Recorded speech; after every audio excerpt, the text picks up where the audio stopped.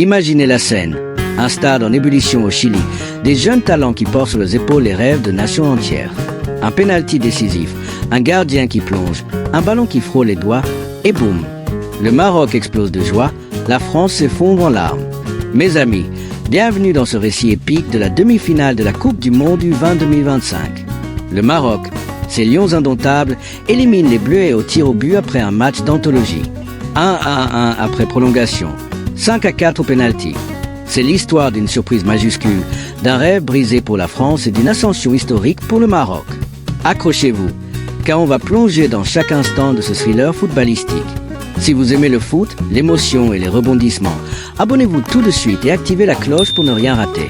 Allons-y. Avant de plonger dans le vif du sujet, rappelons le contexte. Nous sommes au Chili pour cette Coupe du Monde U20 2025, une compétition qui met en lumière les stars de demain.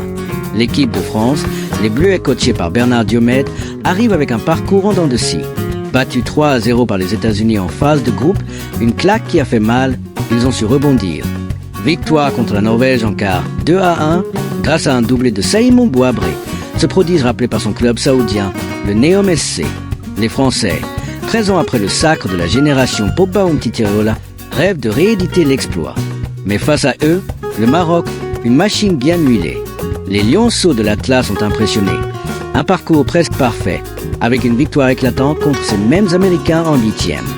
Sous la houlette de Mohamed Wabi, ils visent l'histoire, devenir la première nation africaine à remporter ce mondial U20. Ce match, disputé le 15 octobre 2025 à l'Estadio Elias Figueroa Brandé de Valparaiso, n'est pas sans rappeler la demi-finale senior de 2022 au Qatar, où la France avait dominé le Maroc 2-0. Mais ici, c'est une nouvelle génération, avec des enjeux énormes. Une place en finale contre le vainqueur d'Argentine-Colombie. La tension est palpable dès les hymnes. Les compositions, côté France, Olmeta dans les buts, une défense avec Beyuku, Camara, Zidane, oui, Elias, le frère de Théo, Bourgo, milieu Le Borgne, Silla, Benama, capitaine, attaque Touré, Michal, Bermond. Pas de Bouabré, mais du talent à revendre. Pour le Maroc, Banchaoui gardien, Rouhani, Bakti, Baouf, Majni en défense, Khalifi, Biar et Sadak capitaine. Au milieu, Mama, Yassine, Zabiri en pointe.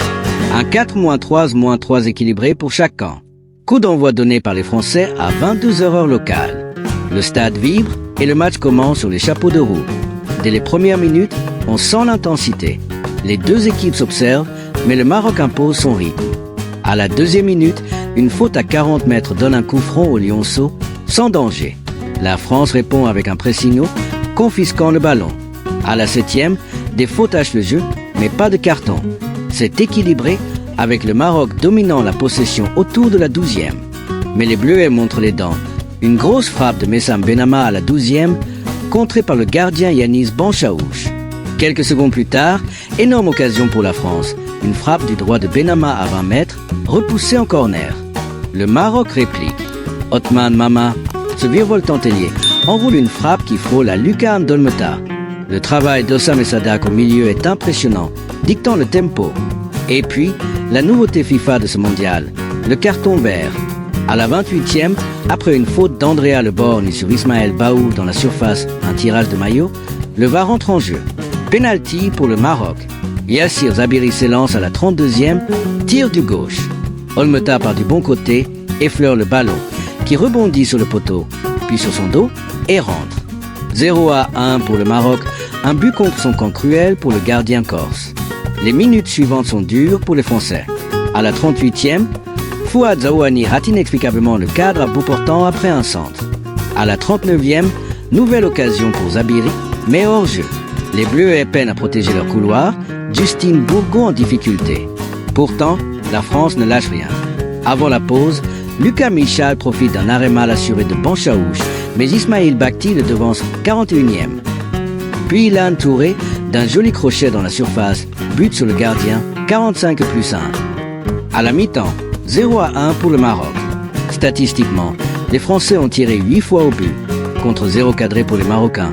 Mais la défense adverse est un mur. Bernard Diomède doit réagir.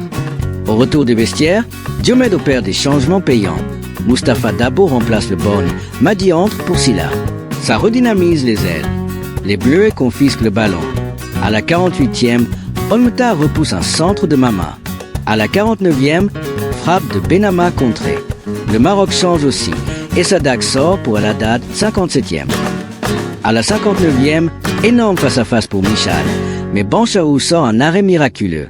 Malheureusement, le gardien monégasque se blesse sur l'action et cède sa place à Ibrahim Gomis, 61e. Et là, le coaching français paie. Dabo déborde à droite, centre à ras de terre pour Michal, qui égalise du droit. 1-1, son 5e but du tournoi. Le serial buteur de l'AS Monaco frappe encore. La France pousse. À la 63e, le jeu se hache avec la fatigue. À la 66e, Dabo insistant. VAR à la 69e pour une main de Bourgault non sifflée.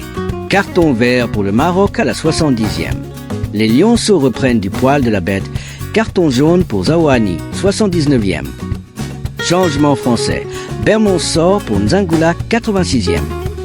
À la 89e, Olmeta s'envole pour repousser une frappe de Mama, un arrêt décisif, comme face au Japon. Temps additionnel, 90 plus 4, on file en prolongation. Score 1-1. Les espaces s'ouvrent, la fatigue se fait sentir, mais quelle intensité. Prolongation. Changement français. Touré par Nguessan, 90e. Le rythme reste élevé, 93e, mais les coups de pied arrêtés posent problème aux Bleuets, 96e. Carton jaune pour Benama, 96e, balayette sur Yacine. Ça chauffe, les Marocains entourent le capitaine français. Carton jaune pour Nzangoula, 97e, tirage de maillot. Puis 101e, anti-jeu. À la 102e, Dabo enroule près de la lucarne. Mi-temps de prolongation, 1-1, 105e.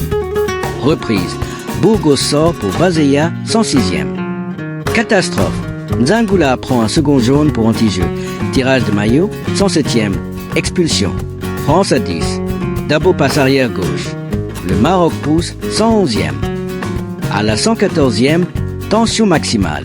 À la 115e, Michal touche le poteau sur une frappe angle fermé. À la 118e, Nguessan rate une reprise après une première dans le vent. Pas de pénalty pour main réclamée par Diomède. Triple changement marocain. Yacine par Bouma Saoudi, Mama par Amoni, Majni par El Baraoui, 119e. Dernier changement français. Benama par Bernardo, 120e. Et tactique inédite du Maroc. Gomis sort pour Abdelhakim El Mesbahi, troisième gardien. Juste pour les pénaltys, 120 plus 3 E. Fin de prolongation, 1-1. Direction les tirs au but. La loterie des pénaltys, ce moment où les héros naissent et les rêves s'effondrent. Ordre, Marocain. El Baraoui marque, 1-0. Olmeta parti du bon côté. France 1, Michal en lucarne, 1-1. Maroc 2, Bouma Saoudi à contre-pied, 2-1. France 2, BQ touche le poteau après arrêt de course, 2-1, raté. Maroc 3, Zabiri Pananka, 3-1. France 3, Dida Missile, 3-2. Maroc 4, Amoni arrêté par Olmeta, 3-2. France 4, Bernardo à contre-pied, 3-3. Maroc 5, El Haddad sous la barre, 4-3. France 5, Dabo à contre-pied, 4-4. Maroc 6, Bia à contre-pied, 5-4. France 6, Nguessan arrêté par Mesbahi, 5-4, raté. Victoire du Maroc 5-4. Les Lionceaux explosent, les Bleus s'effondrent. Mesbahi, entré pour ça, devient le héros. Olmeta, malgré son arrêt, ne peut rien sur le dernier. Quelle performance! Côté France, Elias Zidane a été monstrueux en défense, infranchissable. Olmeta, malgré le CSC, a sauvé les siens plusieurs fois. Michal, avec son 5e but, confirme son statut de buteur en série. Dabo, entrant décisif. Mais des regrets, le manque de réalisme, l'expulsion de Nzangoula et ses pénaltys mal négociés. Diomède l'a dit, les joueurs sont déçus, ils ont tout donné. On avait travaillé les pénaltys, mais c'est le foot. Pour le Maroc, tactique géniale avec 3 gardiens utilisés, Benchaoui brillant avant blessure, Gomis solide, Mesbahi klutz. Zabiri, buteur sur pénalty, et Mama menaçant. Et Sadak a dicté le milieu. C'est une équipe solidaire, rapide, qui écrit l'histoire. Première finale U20 pour l'Afrique, comparons. Comme en 2022, tension France-Maroc, mais inversion des rôles. Les Bleuets, à 10, ont failli marquer le chaos avec Nguessan, un regret éternel. Stat, France 15 tirs, 8 cadrés, Maroc 8, 1 cadré. Possession équilibrée. La VAR a joué un rôle clé sur le penalty. Le Maroc file en finale le 20 octobre contre l'Argentine, vainqueur 2-1 de la Colombie. Mauvaise nouvelle, un joueur clé suspendu. On suit ça. Pour la France, petite finale contre la Colombie le 18 octobre à 21h. Une médaille de bronze pour sauver l'honneur. Diomède. On est des compétiteurs, on va analyser et rebondir. Quel match! Le Maroc crée la sensation. La France sort la tête haute mais le cœur brisé. 13 ans après 2013, le rêve s'arrête en demi. Si cette vidéo vous a plu, aimez, commentez votre moment préféré et abonnez-vous pour plus d'analyses foot. Dites-nous, qui gagne la finale? À bientôt pour la suite de ce mondial U20.